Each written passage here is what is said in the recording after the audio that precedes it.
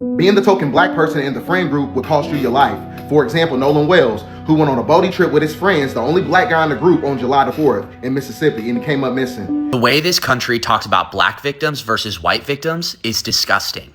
Nolan Wells' body was found yesterday off the coast of Mississippi. If you didn't know, he was presumed missing and dead on July 4th. Black communities across the country are mourning the heartbreaking death of 18-year-old Nolan Wells. Many are expressing grief, demanding answers, and calling for a full, transparent investigation, while authorities say the investigation is still ongoing. Many people online believe there are unanswered questions and are urging patience until all facts are known.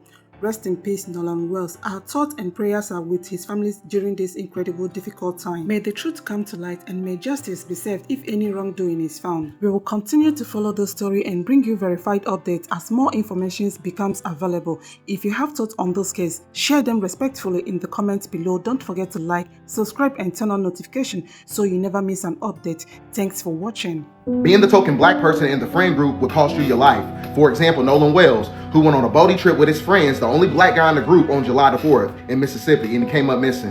And we see the same thing that took place in 2018 when you're talking about Tamala Horsford. She went to a gathering with her white friends and she came up deceased. The sheer amount of times that black people will not understand that when you're the token black person in the friend group, you can die and none of your white friends will say a goddamn thing. See, that's the problem. You think everybody fuck with you. Everybody don't like you. This illusion of inclusion bullshit is a westernized ideology that doesn't exist. Because their concept of patriotism is really racism. You just had 400 white nationalists in DC marching on July the 4th. Some of those people are teachers, firefighters, police officers, judges, lawyers, people you work with. So with all that shit being said, my father said it best. Never be the only one. Never be the only one of your race. Never be the only one that doesn't have any money. Never be the only one that doesn't have a car. Because it's going to create this energy to where you start to seek validation because you're trying to compensate for the lack thereof because you ain't got shit. So you try to live vicariously through white people by getting on their boat. Get your own shit. That's how you save yourself. That's the first rule of nature, self-preservation. Oh, when it comes to so-called black people, I'm not saying that all Europeans are like this. You got to have some type of social awareness to where you have the mental and spiritual fortitude to see what the fuck is going on around you, right? And rest in peace to Nolan Wells. The way this country talks about black victims versus white victims is disgusting. Nolan Wells' body was found yesterday off the coast of Mississippi. If you didn't know, he was presumed missing and dead on July 4th. It is America's 250th birthday, and we're still dealing with this bullshit. He was celebrating with his friends for the 4th of July, and there's now circulating video that is going very viral of what looks to be him and his friends that he went with on the beach. And there's an argument, there's yelling happening. In the video, he looks to be very calmly standing still looking at his buddies. And somehow, the conversation is about his behavior. Why wasn't he on the boat? Was he drinking? Was he going from one boat to another? Now I'm gonna give you a scenario. It's kind of morbid, so stick with me and trigger warning. If I show up dead, washed on a beach, my community of people where I was born are not gonna go, well, how was Jake acting? Did he stay where he was supposed to? Did he start an argument with people? No, it's gonna go, what the fuck? We have someone that would kill people out here? Jake, I love that guy. He plays for the football team. I'm just putting myself in Nolan's shoes. Nolan plays for the team. He's friends with those people. And the conversation is about his behavior. Just so frustrating. Like racism is still alive and well just in the dialogue. Just in the dialogue, as simple as that. I just want this country to do better. And I see a future where we just stop with this bullshit and start going like, man, this kid was killed. Like his on the 4th of July, he is celebrating with everyone. And he can't even do that. We can do better. We gotta do better. Oh, and apparently one of the friends' moms is a local judge. And if you think that will work in Nolan's favor, you clearly don't know anything about the history of young black men in this country. This isn't going to go anywhere. We have to speak up about it. The autopsy of Nolan Wells is allegedly supposed to happen today. And I got a little bit more information for y'all. These are the Instagrams of Nolan's friends that left him for dead. Well, fuck left him for dead. They killed him. This is Jax, Eric, Warren, Wyatt, who I keep getting information that they deactivated their Instagrams, but they're not deactivated. They just are set on private mode. And all of these boys have lawyered up. They lawyered up like yesterday. But I think people don't realize this just happened on the 4th of July. They are already lawyered up. For what, though? You didn't do anything. Why are you lawyered up? They had a fight with Nolan right before he died. Oh, yes. Oh, yes. For what? I don't know. So an altercation happened before they were fighting. I mean, before he died. And remember, these are teenage boys. They was drinking and all that. And when white boys drink, they get real racist. You know how like they say a sober mind or whatever the fuck they say. There's also some misinformation out there like, oh, one of their friends' moms is a judge.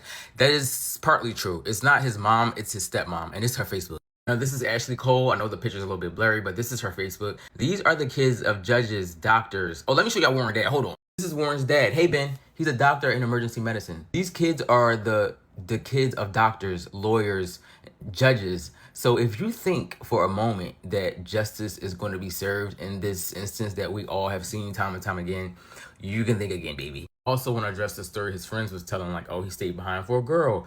This is what happened. The girl name is Katie, right? Here's the thing, though. Y'all can say what y'all want about the girl. Oh, who is this girl? Her name Katie. Her picture right there.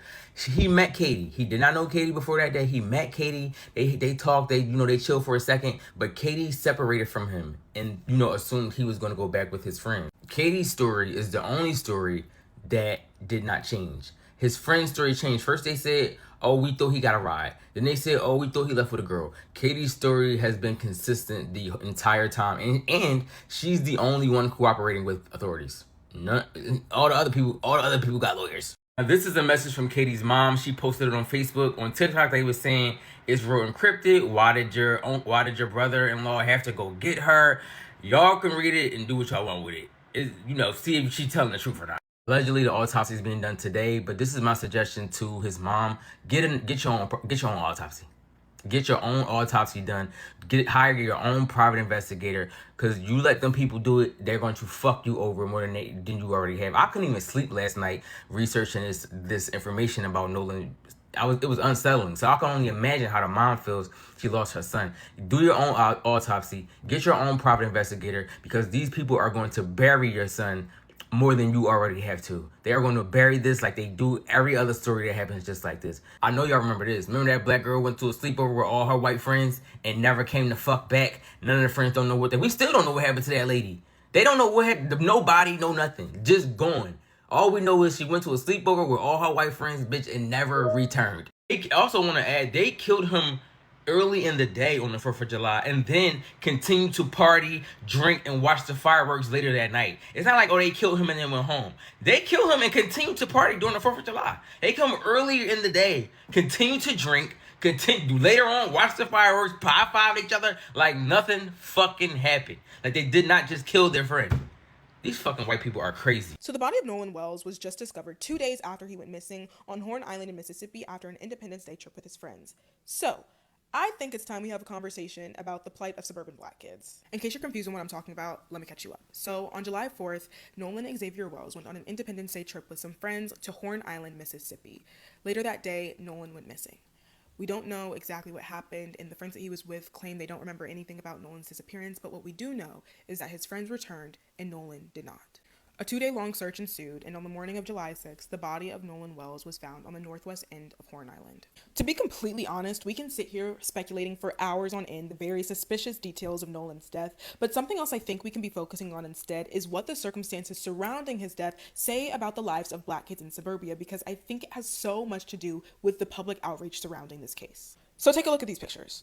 What's glaringly obvious is that Nolan was the only black kid present during this trip, and to many, that may not seem like something to take note of, so let's break it down. As a young black woman who grew up in predominantly white and Asian spaces my entire life, you become so desensitized until you can no longer recognize a microaggression, bias, or prejudice when you see it. They'll say, where did princess go when the lights turn off? Or they'll ogle and touch your hair as if it doesn't grow out of your scalp like it's unnatural. They'll be shocked and marvel at your vocabulary and your diction because they don't expect you to speak so proper.